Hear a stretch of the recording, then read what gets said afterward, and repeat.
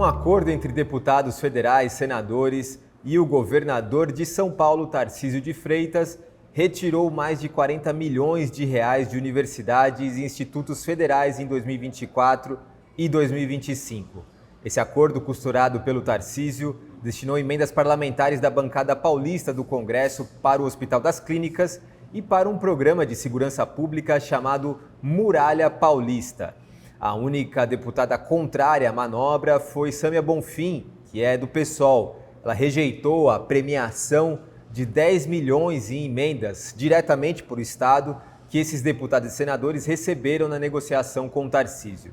Essa medida ela não só tira a autonomia dos parlamentares para projetos que de fato sejam coerentes com sua atuação política, mas também, de alguma maneira, alimentou ações violentas da Polícia Militar de São Paulo. E foi isso que de fato a gente viu. Na prática, esse aumento exponencial da violência no Estado foi gigantesco. Em 2024 foram 760 mortes cometidas por policiais militares. Esse número ele é 65% maior que em 2023 e 91% maior que em 2022. Por outro lado, nesses 2 anos, as universidades congelaram investimentos importantes que já estavam em andamento, como novos prédios, estruturas, enfim, mas também precisaram fazer malabarismos para garantir o pleno funcionamento sem as verbas que já eram tidas como certas nos anos anteriores.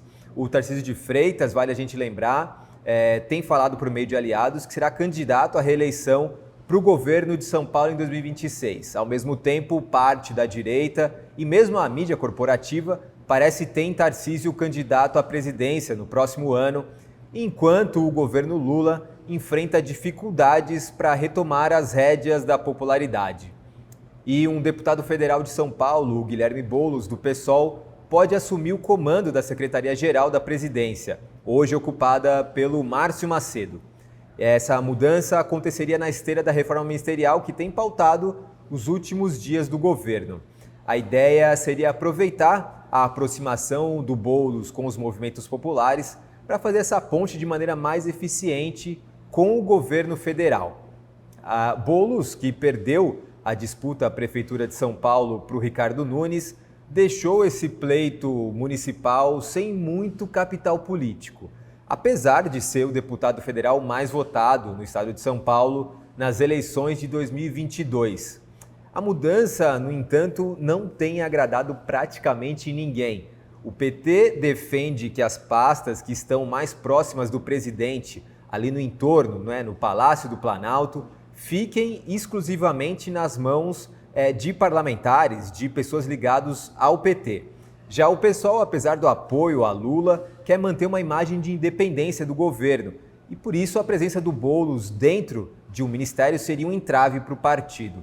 Tanto Boulos quanto o governo federal não se pronunciaram sobre a possibilidade de fato da ida do deputado para a Secretaria-Geral da Presidência.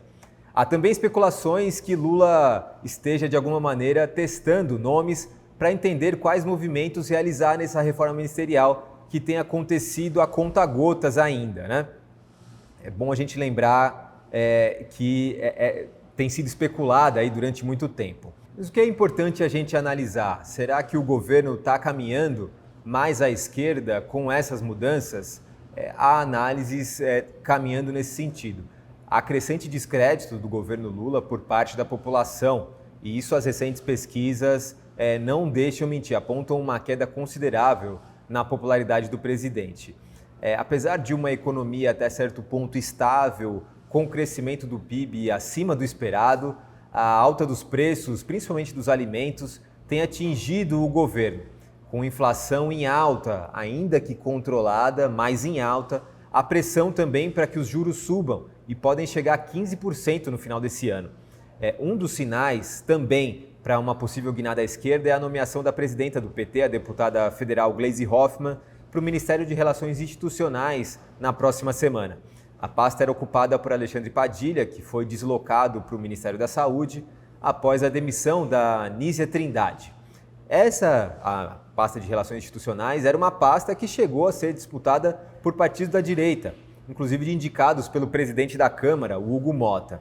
Então, mesmo que esse não fosse o movimento inicial do governo, o Lula 3 pode sim ir mais à esquerda neste ano. Os partidos de direita que estavam no governo, como o PP de Ciro Nogueira, estudam retirar o apoio no Congresso. Já não eram tão frequentes, mas estudam retirar total apoio. Para além da popularidade em queda, a proximidade das eleições e um possível tensionamento à esquerda tem afastado esses partidos da base do governo.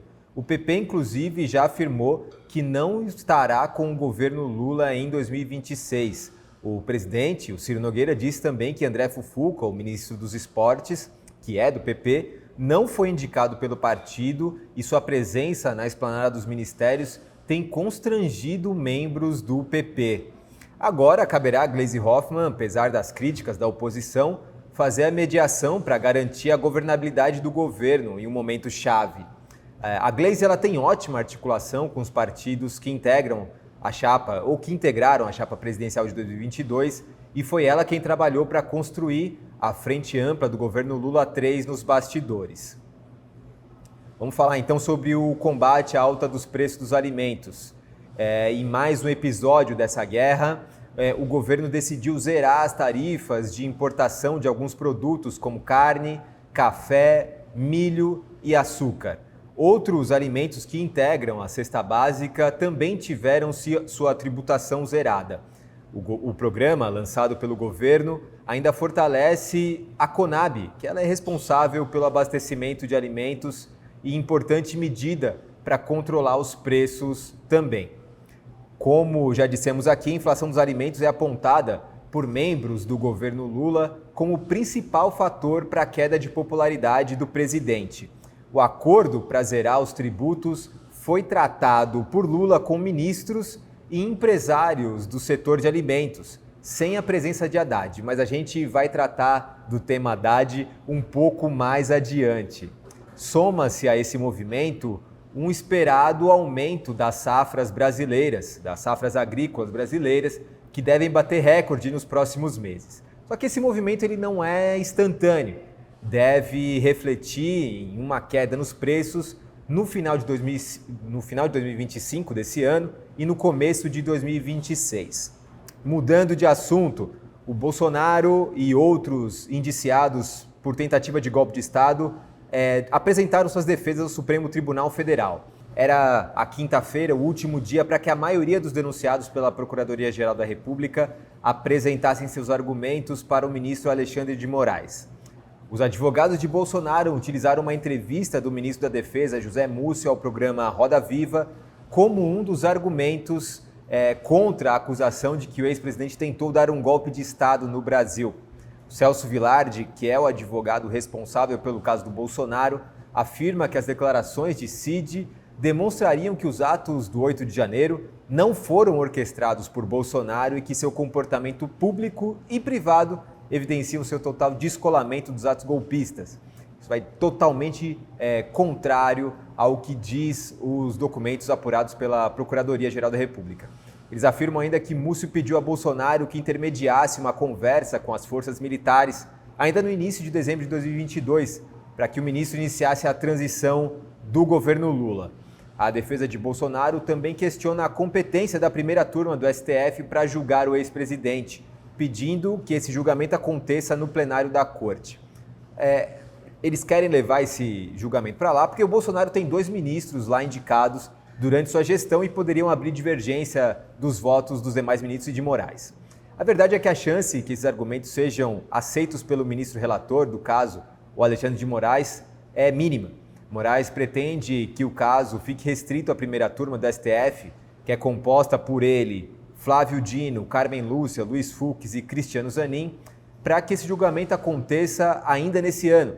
A ideia é evitar que os eventuais condenações, enfim, contaminem o processo eleitoral de 2026. Então, esse julgamento deve acontecer sim, ainda nesse ano. Partindo para o noticiário internacional, nessa semana tivemos mais um capítulo da ofensiva tarifária de Donald Trump contra diversos aliados. O presidente estadunidense voltou atrás nas tarifas que seriam aplicadas ao México e ao Canadá após conversas com a presidenta mexicana Cláudia Sheinbaum e o primeiro-ministro canadense Justin Trudeau. Agora as tarifas serão congeladas até o dia 2 de abril. Vale destacar que os dois países também preparavam uma retaliação à altura às tarifas dos Estados Unidos.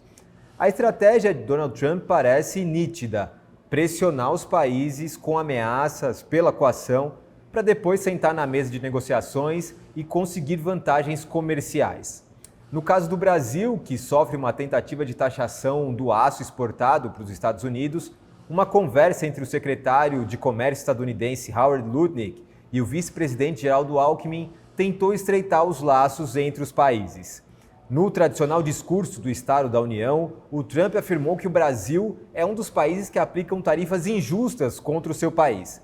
O Brasil, no entanto, não é superavitário na balança comercial com os Estados Unidos, ou seja, no comércio entre os dois países, o Brasil perde muito. No último balanço, essa diferença era de 200 bilhões de dólares. E essa semana, o agro dos Estados Unidos passou a pressionar a Casa Branca para evitar taxações agrícolas.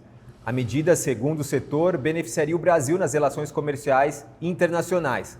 Os produtores citam especificamente o caso da taxação aplicada pela China à soja estadunidense, como retaliação pelo aumento de 10% das tarifas de produtos chineses anunciadas por Trump.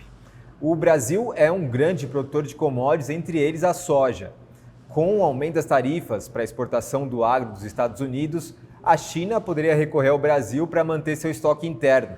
As relações comerciais entre o Brasil e a China, inclusive, são muito boas, com mais de 157 bilhões de dólares de produtos exportados para os parceiros chineses.